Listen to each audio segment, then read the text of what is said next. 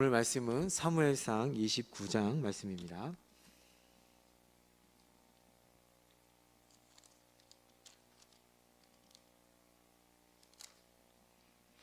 사무엘상 29장 1절에서 11절까지 말씀 우리 한 절씩 교독하고 마지막 11절은 다 같이 읽도록 하겠습니다.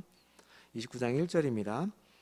블레셋 사람들은 그들의 모든 군대를 아벡에 모았고 이스라엘 사람들은 이스라엘에 있는 셈 곁에 진 쳤더라.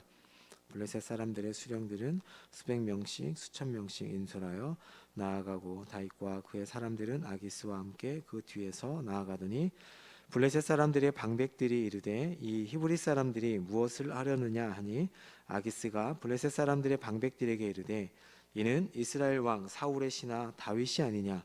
그가 나와 함께 있은지 여러 날 여러 해로되 그가 망명하여 온 날부터 오늘까지 내가 그의 허물을 보지 못하였느니라. 블레셋 사람의 방백들이 그에게 노한지라. 블레셋 방백들이 그에게 이르되 이 사람을 돌려보내어 왕이 그에게 정하신 그 처소로 가게 하소서. 그는 우리와 함께 싸움에 내려가지 못하리니 그가 전장에서 우리의 대적이 될까 하나이다. 그가 무엇으로 우리 주와 다시 화합하리이까?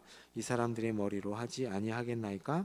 그들이 춤추며 노래하여 이르되 사울이 죽인 자는 천천히요 다윗은 만만이로다 하던 그 다윗이 아니니까 하니 아기스가 다윗을 불러 그에게 이르되 여호와께서 살아계심을 두고 맹세하노니 내가 정직하여 내게 온 날부터 오늘까지 내게 악이 있음을 보지 못하였으니 나와 함께 진중에 출입하는 것이 내 생각에는 좋으나 수령들이 너를 좋아하지 아니하니 그러므로 이제 너는 평안히 돌아가서 블레셋 사람들의 수령들에게 거슬러 보이게 하지 말라 하니라. 다윗이 아기스에게 이르되 내가 무엇을 하였나이까? 내가 당신 앞에 오늘까지 있는 동안에 당신의 종에게서 무엇을 보셨기에 내가 가서 내 주 왕의 원수와 싸우지 못하게 하시나이까 하니 아기스가 다윗에게 대답하여 이르되 내가 내 목전에 하나님의 전령같이 선한 것을 내가 아나. 블레셋 사람들의 방백들은 말하기를 그가 우리와 함께 전장에 올라가지 못하리라 하니 그런즉 너는 너와 함께 온 내 주의 신하들과 더불어 새벽에 일어나라. 너희는 새벽에 일어나서 발거든 곧 떠나라 하니라. 다 같이요. 이에 다윗이 자기 사람들과 더불어 아침에 일찍이 일어나서 떠나 블레셋 사람들의 땅으로 돌아가고 블레셋 사람들은 이스라엘로 올라가니라. 아멘. 하나님의 도우심이란 제목으로 우리 수요 설교 말씀을 보도록 하겠습니다. 우리는 지금 사무엘상이라는 성경을 보고 있습니다. 이 사무엘상 전체 주제를 한 줄로 말한다면 누가 하나님의 마음에 맞는 이스라엘의 왕인가 라고 할 수 있습니다. 사무엘상은 이 문제에 대해서 답도 내리고 그 이야기를 계속 끌고 갑니다. 그래서 이스라엘 왕을 세울 사무엘의 출생과 성장, 그리고 그가 선지자와 제사장으로서의 역할이 먼저 나온 뒤에 그리고 사울과 다윗이 등장합니다. 먼저는 사울이 왕으로 세워지고 이어 그가 하나님의 뜻에 합당한 사람이 아니라는 것을 사무엘서에서 계속 보여줍니다. 그 후에 하나님께서 누굴 택하냐면 다윗을 택하셔서 다윗을 세웁니다. 하나님이 택한 사람이 택한 사울과 하나님의 택한 다윗을 비교해 나가면서 사무엘서를 계속 진행해 나갑니다. 그래서 사무엘상 후반부에서는 사울이 어떻게 쇠락해가며 다윗이 어떻게 점점 왕으로 부상하는지를 보여줍니다. 그러면서 하나님께서 원하시는 왕의 모습이 어떤 모습인지를 계속해서 보여줍니다. 오늘 본문 29장부터 마지막 31장까지는 그 결말을 보여주는 대목이라고 할 수 있습니다. 그래서 오늘 본문에 나오는 세 명의 주인공이 나옵니다. 하나는 다윗, 한 명은 다윗이고요. 한 명은 블레셋 한 지역의 왕인 아기스 왕이고 또 한 부류는 블레셋 방백들입니다. 사무엘상에는 다윗과 이 아기스 왕의 세 번의 만남의 이야기가 나오는데요. 29장에서 30장에는 다윗과 아기스의 관계에 관한 마지막 이야기가 나옵니다.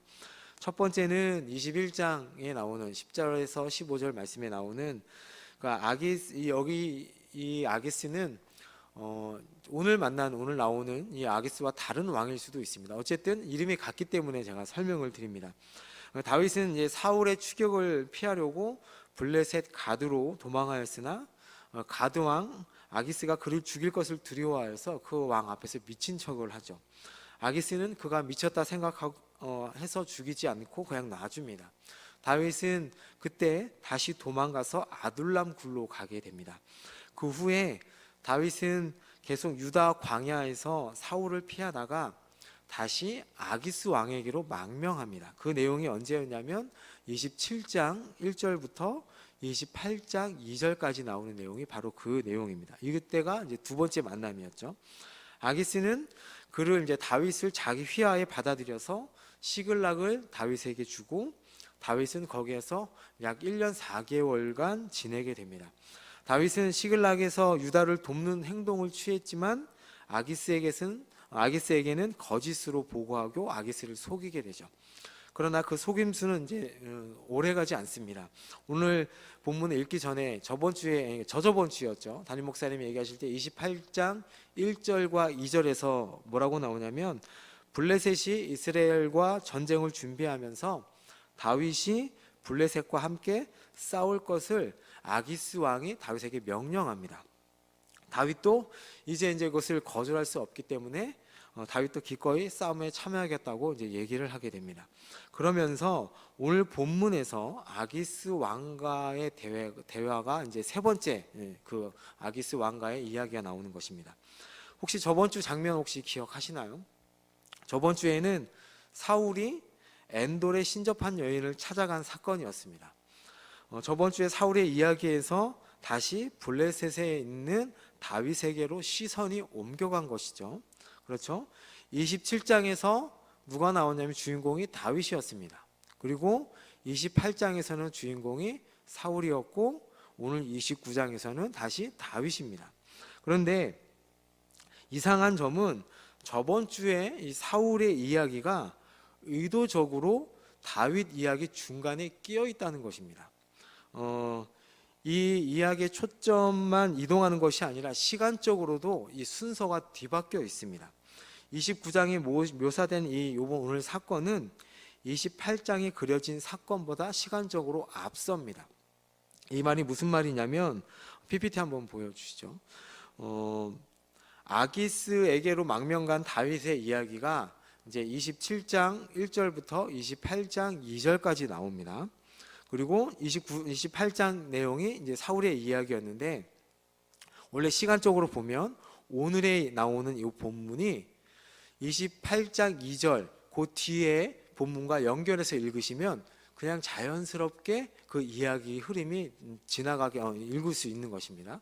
그런데 중간에 이 사울의 이야기가 툭 들어가 있다는 것이죠. 그 이야기를 한번 볼게요. 29장 1절 말씀 한번 보시면 어떻게 되어 있냐면 블레셋 사람들이 어디에 모여 있냐면 아벡에 모여 있습니다.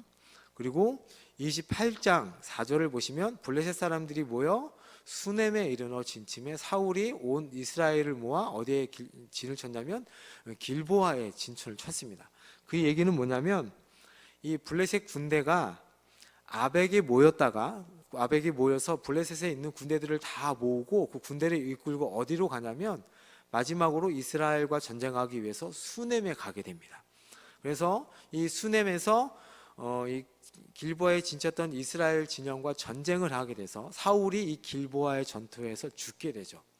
그 얘기는 뭐냐면 오늘 29장에 있는 이 아벡에 있는 이스라엘 블레셋에 있는 이 이야기가 28장에 있는 그 내용보다 앞에 있다는 내용, 이 이야기입니다. 그러니까 29장이 28장 3절부터 나오는 사울의 이야기보다 시간적으로 앞서 있다는 것이죠. 그러니까 사울의 이야기가 그 중간에 쑥 들어와 있는 느낌입니다. 그럼 사무엘서 저자는 중간에 이 사울의 이야기를 왜 끼워 넣었을까요? 오늘은 그 의미를 한번 찾아보고 본문을 통해서 하나님께서 우리에게 어떤 것을 말씀하시는지 한번 보도록 하겠습니다. 이 중간에 쑥 들어가는 그 이유는 문학적 특징을 통하여서 그 다윗을 더 부각시키기 위한 의도가 담겨져 있습니다. 먼저 28장의 엔돌의 무당 사건을 앞서 배치하는 것은 28장 1절과 2절이 주는 그 긴장을 극대화시키기 위한 저자의 의도입니다. 이런 것이죠. 아기스가 다윗에게 블레셋 군대와 함께 이스라엘을 치러 가자 이렇게 얘기했잖아요. 그러니까 다윗이 블레셋과 함께 이스라엘 전쟁을 만약에 한다면 그는 앞으로 이스라엘 왕이 될 수가 없습니다.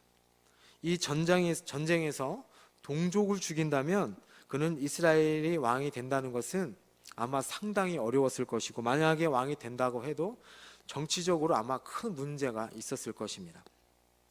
또 구원사적으로 보게 되면 하나님의 구원 역사가 이어져 나가는 가운데 맞게 되는 아주 한 번의 위기의 순간인 것이죠.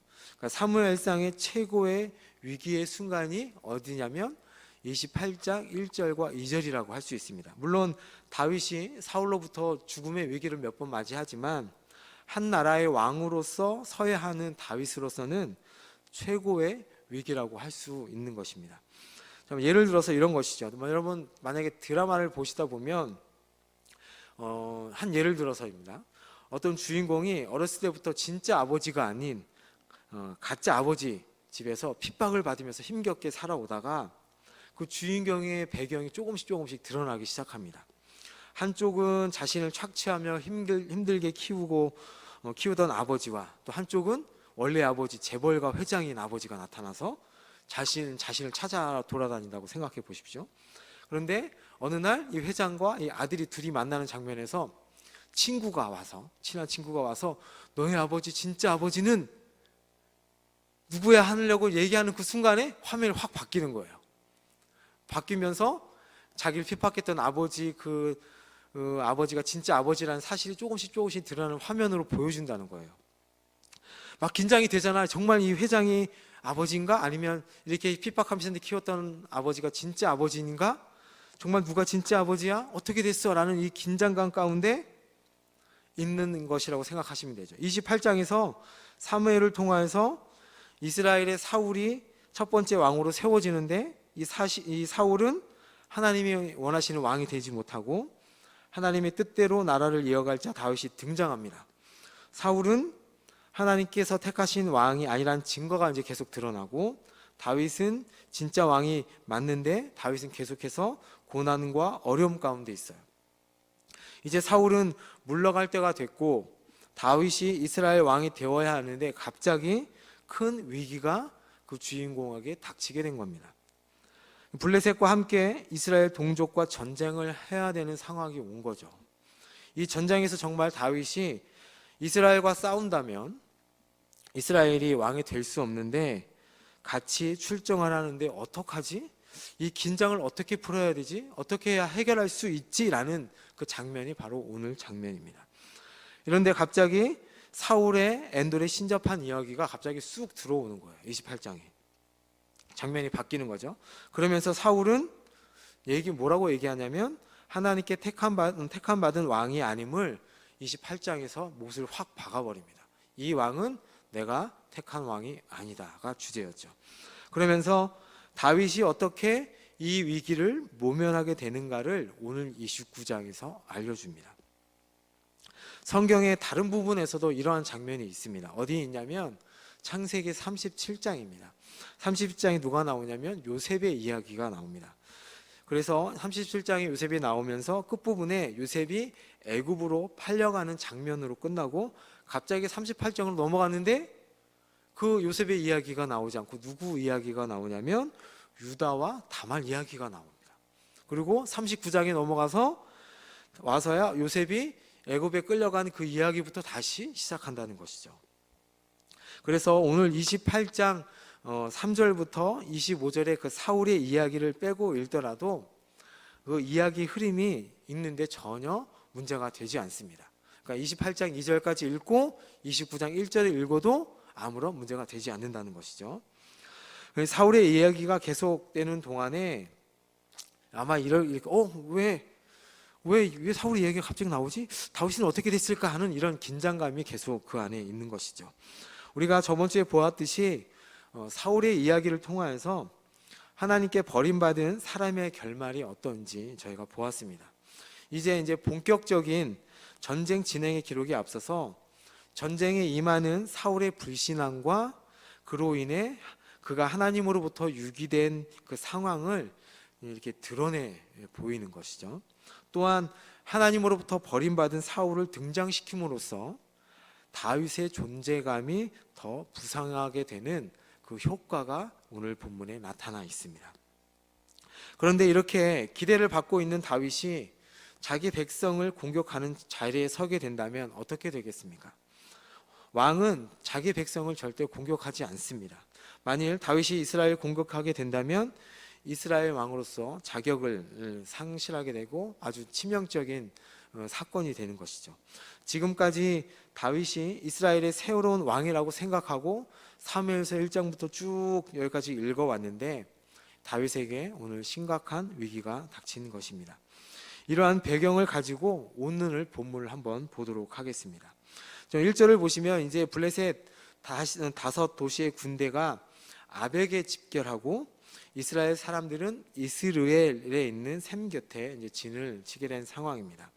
다윗은 아기스로부터 출정 명령을 받은 상황이고요.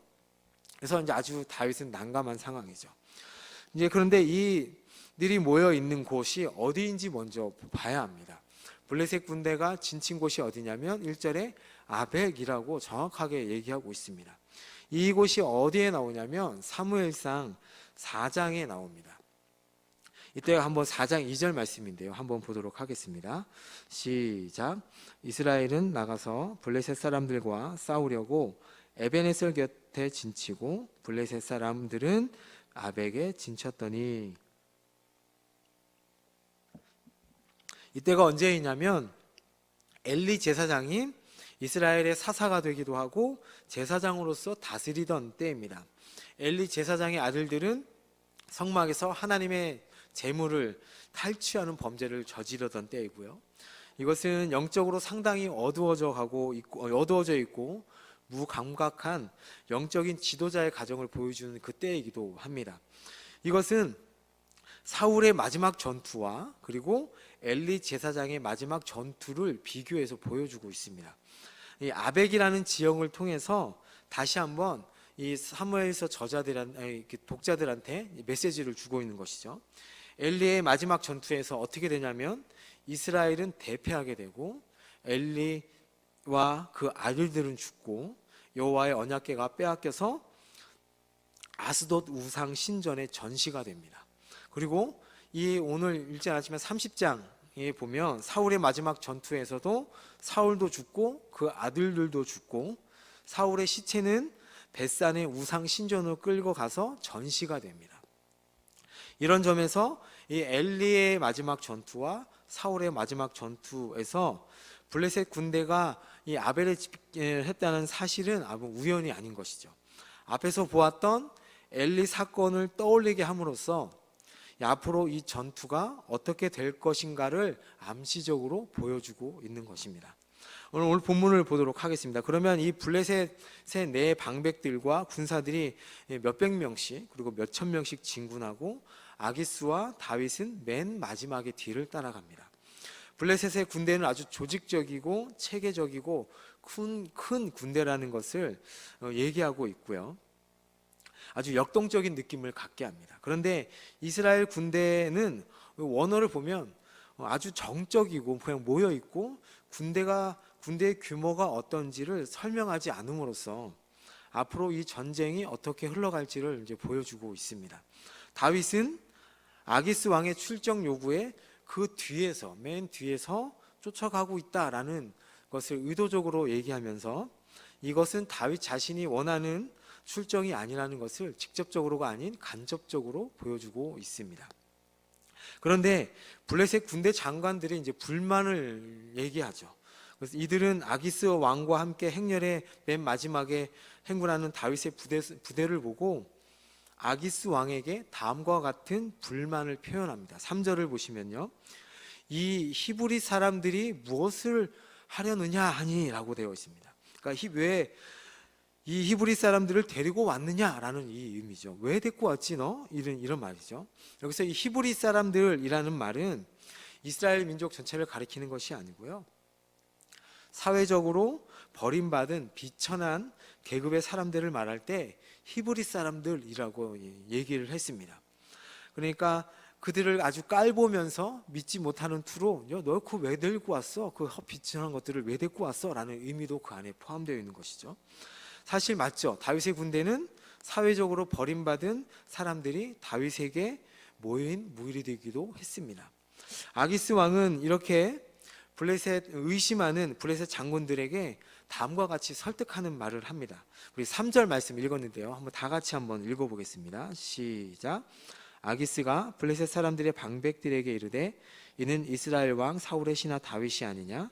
그가 나와 함께 있은지 여러 해로되 그가 망명하여 온 날부터 오늘까지 내가 그의 허물을 보지 못하였느니라. 죄송합니다. 제가 앞에 부분을 빼고 중간부터 읽었습니다. 아니하였노라 되어 있죠. 그러니까 너희들이 보는 소위 이 히브리인들은 실은 사울의 신하인 다윗의 부하들이다. 다윗은 나와 오랜 세월을 함께 살았는데 그가 망명한 날부터 지금까지 나에게 충성을 다했다. 그는 나의 충성스러운 종이다 라고 얘기합니다. 아기스는 그렇게 여기 보면 굳이 뭐라고 표현하냐면 다윗을 사울의 신하라고 표현합니다. 그렇죠? 이거 얘기는 뭐냐면 지금 블레셋 군대와 싸우려고 하는 적장의 신하였다라는 것을 얘기하면서 이 장군들의 마음을 은근히 건드리고 있어요. 그 얘기 할 필요 없는데.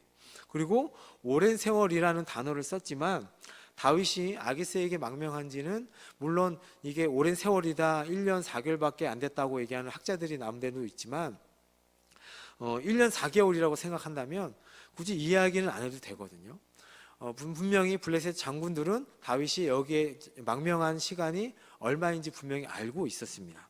근데 강조할 필요가 없었는데 그 이야기를 했고 또 그가 뭐라고 얘기하냐면 그가 망명하여 온 날이라는 이 구절도 그 단어 안에 어떤 단어가 있냐면 골리앗을 넘어뜨리는 사건을 암시하는 단어를 그 안에 일부러 넣어서 사용합니다. 안 그래도 블레셋 장군들의 심기를 한 번 건드렸는데 두 번 건드리고 마지막에 아예 대문 또 박은 거죠.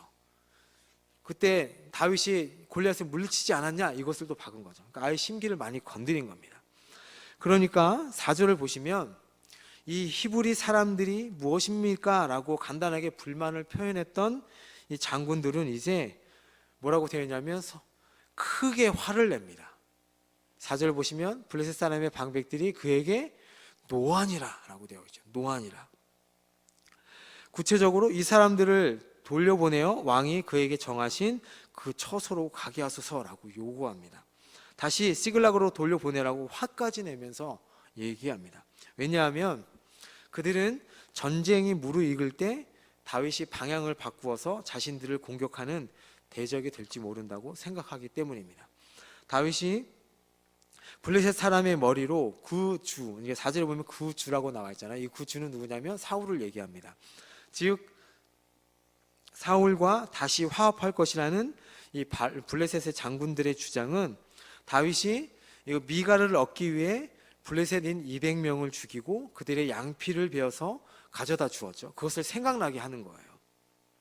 블레셋 장군들은 다윗이 다시 한번 사울과 화합하기 위해서 사울과 다시 그 동맹을 맺기 위해서 자신들을 죽이고 그 두피를 목을 베어서 가져가지 않을까라는 생각을 하고 있는 거예요. 그래서 다시 한번 그 다윗을 돌려보내라라고 얘기하고 있는 것입니다. 그러면서 뭐라고 얘기하냐면 사울의 죽인 자는 천천히요 다윗은 만만히로다라는 노래를 다시 한번 5절에서 인용합니다. 이 노래가 언제 나왔냐면 그렇죠. 다윗이 골리앗을 죽인 후에 나온 노래죠. 블레셋 장군들은 그때의 일을 기억하면서 이러한 다윗이 반기를 든다면 큰 곤경에 처할 수밖에 없다는 것을 알고 극히 반대하는 것입니다. 이러한 반대에 아기스는 끝까지 자신의 주장을 펼 수가 없었습니다. 왜냐하면 블레셋은 5도시 국가 연맹체로 되어 있어서 의사결정을 자기 마음대로 할 수 없었기 때문에 그렇습니다. 그래서 그는 다윗에게 이제 6절에 권면을 합니다. 6절 말씀 보면 뭐라고 되어 있냐면 여호와께서 살아계심을 두고 맹세하노니 내가 정직하다라고 얘기합니다. 여기 6절 뒤에 부분을 읽지 않았지만 앞에 보면 뭐라고 얘기하냐면 여호와께서 살아계심을 두고 맹세한다고 얘기합니다. 이방인으로서 우상 다곤을 섬기는 한 나라의 왕이 이스라엘 하나님 이름으로 맹세한다는 것이 참 특이합니다. 이 표현은 히브리인들이 자신의 말의 신실성을 강조하기 위해서 자주 사용하는 표현입니다. 그가 이 표현을 사용했다는 것은 하나님을 믿어서 그런 표현을 한 것일까요? 그렇지 않습니다. 단지 이 말이 히브리인들의 맹세에 사용된다는 것을 알고 다윗에게 위로하기 위해서 그냥 건넨 말이죠. 자신의 참가하지 못하도록 지금까지 이렇게 데리고 왔는데 참가하지 못하게 됐으니까 미안한 마음도 있고 매우 곤란하기 때문에 다윗이 상처받지 않도록 하기 위해서 이런 말을 했던 것이죠. 계속해서 뭐라고 얘기하냐면 아기스는 나와 함께 진중에 출입하는 것이 내 생각에는 좋다라고 얘기합니다. 나는 너가 나와 함께 전쟁에 참여한 것이 좋지만 그런데 블레셋 반백들이 반대하고 있어서 그리고 블레셋 반백들이 너를 별로 좋아하지 않기 때문에 너는 그냥 돌아갔으면 좋겠어. 귀환해 라고 명령을 하게 됩니다. 우리는 이 부분에서 하나님의 오묘한 섭리를 볼 수 있죠. 다윗은 이제 꼼짝없이 이스라엘과 전쟁에 나가야 할 상황이죠. 곧 이스라엘과 싸워 자기 동족의 원수가 될 위기 가운데 있었습니다. 만약 이때 다윗이 스스로 나는 참가하지 않겠습니다 라고 거부를 하게 되면 아기스에게 의심을 받아서 더 이상 블레셋 진영에서 안전하게 거할 수 없게 될 것입니다. 또 이런 진퇴양난의 처지에 빠져 있는 다윗에게 이스라엘과의 전쟁에 나가지 않으면서 동시에 아기스의 의심도 받지 않는 길이 무엇이냐면 방금과 같이 너 그냥 돌아가 라고 하는 상황이 된 것이죠. 그 얘기 뭐냐면 갈 수도 없고 안 갈 수도 없는 상황 가운데서 오히려 그 반대편에 있는 블레셋 장관들이 너 돌아가 라고 얘기한다는 것이죠. 자연스럽게 길이 열리게 된 것입니다. 바로 그러한 일을 누가 얘기하고 있냐면 블레셋 방백들과 장관들이 해준 것입니다. 그리고 아기스가 그들의 의견을 받아들였고 오히려 더 미안한 마음을 가지고 다윗을 전쟁에 참가하지 못하게 하고 있는 장면이 바로 오늘 29장의 장면입니다. 이 얘기는 모든 일을 그 마음의 선하신 뜻대로 역사하시는 그 하나님은 그 당신의 자녀들에게 감당치 못할 시험을 허락하지 아니하시고 또한 시험 당할 때쯤에 피할 길을 주셔서 감당하게 하시는 그 하나님을 저희가 오늘 본문에서 볼 수 있는 것입니다. 시글락으로 돌아가라는 그 아기스의 명령에 다윗은 아마 안도의 한숨을 내어 쉬었을 것입니다. 그러나 다윗은 노련하게도 자신의 의중은 절대 표현하지 않습니다. 8절을 보시면 오히려 전쟁에 다 같이 한번 읽어보겠습니다. 시작. 다윗이 아기스에게 이르되 내가 무엇을 하였나이까? 내가 당신 앞에 오늘까지 있는 동안에 당신이 종에게서 무엇을 보셨기에 내가 가서 내 주 왕의 원수와 싸우지 못하게 하시나이까 하니? 라고 말합니다. 전쟁에 참여하지 못하게 된 아쉬움과 부당함을 호소하죠. 그렇죠. 이스라엘을 치러가는 전쟁에 자신이 참여하겠다는, 그러니까 겉으로는 굳은 의지를 나타냅니다. 그런데 속으로는 그렇지 않은 거죠. 자기가 다시 블레셋으로 돌아가는 것은 자기 의지가 아니라 아기스 왕의 의지라는 것을 명확하게 하기 위한 것이었고, 또 하나는 블레셋 방백들의 의심으로부터 자신을 변호하기 위한 태도가 바로 오늘 8절의 내용입니다. 어찌 보면 다윗은 솔직하지 못한 모습이죠. 그렇죠. 속으로는 그렇지 않으면서 겉으로는 그렇게 얘기하는. 그런데 성경은 그의 행동을 잘못된 행동으로 표현하지 않고 있다는 점에서 우리는 그것을 잘 봐야 합니다. 이런 다윗의 항변에 아기스는 다시 한번 다윗을 위로합니다. 블레셋 장군들의 입장을 전달하죠. 이때도 다윗이 하나님의 전령같이 선하다라고 말합니다. 9절 말씀을 보시면 그렇게 나와 있죠. 너는 하나님의 전령 같다라고 얘기합니다. 여기서 보면 다곤 숭배자인 아기스가 이스라엘 하나님의 이름을 다시 한번 언급하죠. 하나님의 이름으로 맹세한 그때처럼 다윗과의 그 동질감을 강조하기 위한 것입니다. 우상 숭배자인 아기스가 이렇게 하나님의 이름을 두 번이나 언급하면서 다윗에게 말한다는 것은 아마 조금은 독특한 표현인 것 같습니다. 아마 아기스는 분명히 다윗을 통하여서 하나님을 보았기 때문에 이런 고백을 하지 않나 생각합니다.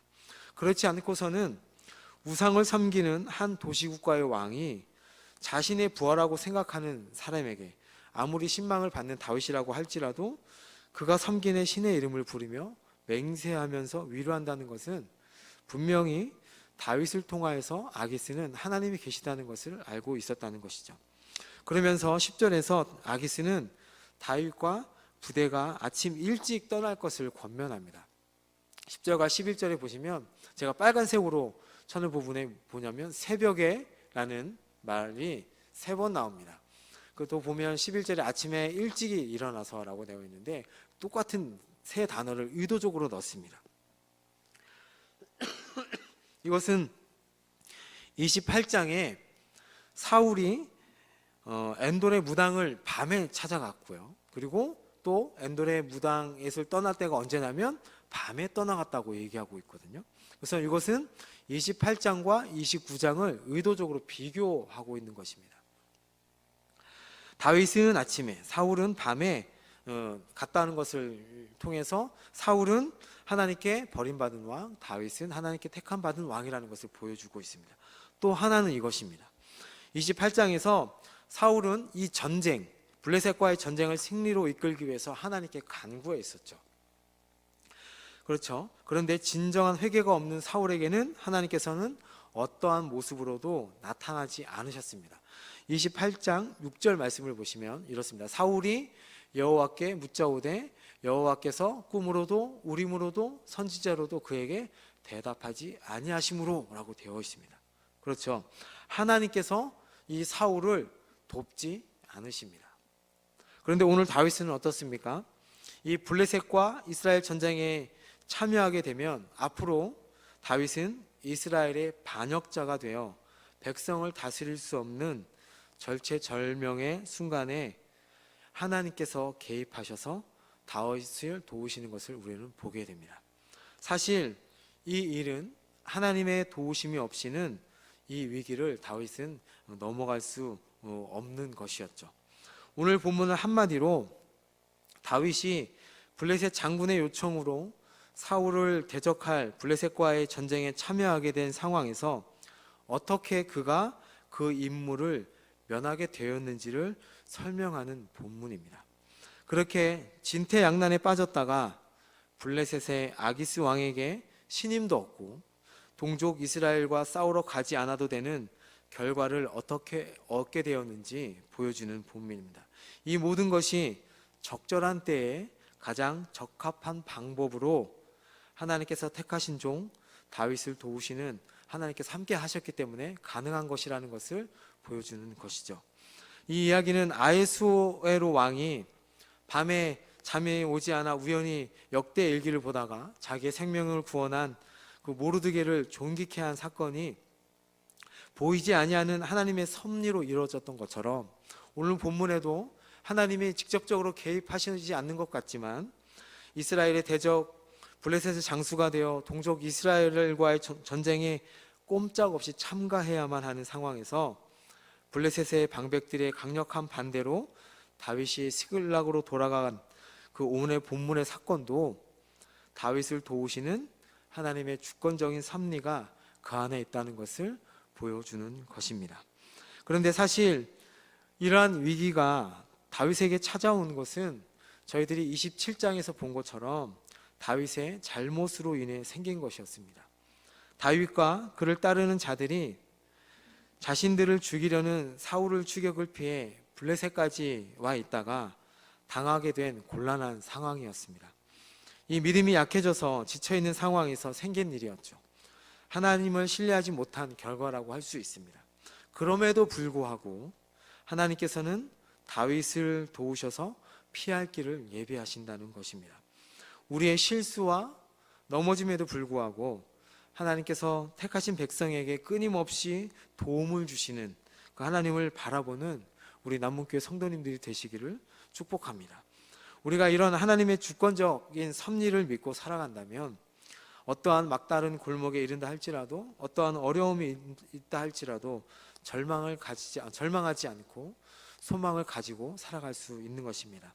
그 하나님의 도우심을 바라보시면서 오늘도 인내하시면서 살아가시는 여러분이 되시기를 예수님의 이름으로 축복합니다. 아멘. 우리 마지막 로마서 2장 8장 28절을 읽고 마치도록 하겠습니다. 시작. 우리가 알거니와 하나님을 사랑하는 자 곧 그의 뜻대로 부르심을 입은 자들에게는 모든 것이 합력하여 선을 이루느니라. 아멘.